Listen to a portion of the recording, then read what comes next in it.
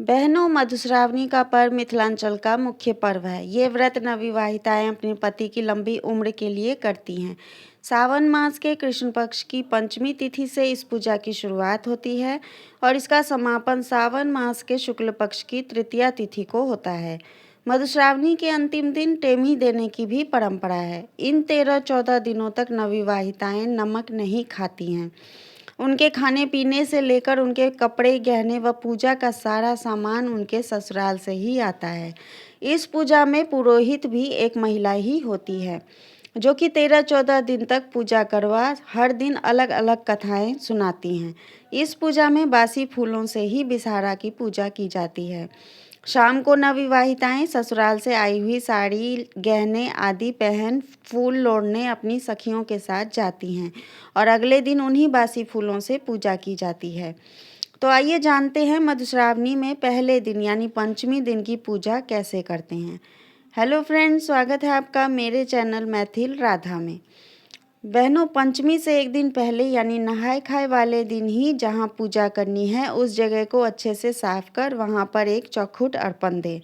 उस अर्पण में सूर्य, चंद्रमा, कलश, पुरहर, पातिल, नवग्रह, लावा, सैठ, नागफाग, गौरी, कुसुमावती, पिंगला, लिली, चनय और 2 बड़े मैना पात बीच में नैवेद्य के लिए गोल अर्पण बनाया जाता है। इधर नवविवाहिता शाम को ससुराल से आई हुई साड़ी, लहठी, गहने पहन साज श्रृंगार कर सहेलियों के साथ जाही जूही, फूल, पत्तियां आदि तोड़ डाली सजाती हैं। रात में ही गौरी गीत के साथ सिलोट पर 5 हल्दी की गांठ, दूब, कुसुमक फूल देके गौरी गढ़ा जाता है, जिसे नए सरवा में लाल कपड़े से ढक के सिंदूर के साथ भगवती घर में रख दिया जाता है। जाही जूही भी पीस के 5 जगह रखे जाते हैं। 4 मैना के पत्ते, जिसमें एक पत्ते पर 100 श्रीखंड चानन से सांप के चित्र और एक पिठार से, दूसरे में भी 100 पिठार से और एक श्रीखंड चानन से, दोनों को पहले मैना पात वाले अर्पण पे उत्तर दिशा में रखें, जिसमें 100 चानन वाला यानी अधिक चानन वाला नाग वाला चित्र हो उस मैना पत्ता को ऊपर और 100 पिठार वाला मैना का पत्ता नीचे रखें। अब तीसरे पत्ते पर सिंदूर से 100 और काजल से एक नाग के चित्र बनाएं और चौथे पत्ते पर काजल से 100 और सिंदूर से एक नाग के चित्र बनाएं। अर्पण पे दक्षिण भाग में रखें, जिसमें 100 नाग सिंदूर वाला ऊपर में और 100 नाग काजल वाला नीचे रखें। कुसुमावती, पिंगला, चनाय और लिली के पूजा के लिए केला के पत्ते पर कूड़ा बनाएं। नैवेद्य के लिए अरवा चावल, गाय दूध, चूड़ा, चुड़लाए, आम, कटहल, केला, सेब, अंगूर, मिठाई, चीनी, लावा, भींगे अंकुरित चने आदि रखें।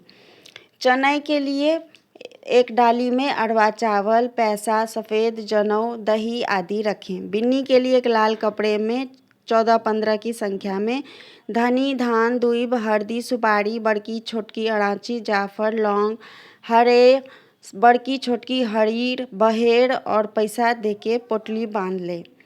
पुरहर, पातिल और कलश के नीचे थोड़े धान रखें। कुसुमक फूल, गाय दूध, पान, सुपारी, साग, सहेली और गौरी के लिए लाल पीले पुष्पों की माला, नीम का पत्ता, नींबू, अमतौआ, डाळिम, पखुआ, नेंगड़ा, कूस, धामिक पात, दूब, बेलपत्र, अक्षत आदि सारे पूजा का सामान एक जगह एकत्रित कर लें।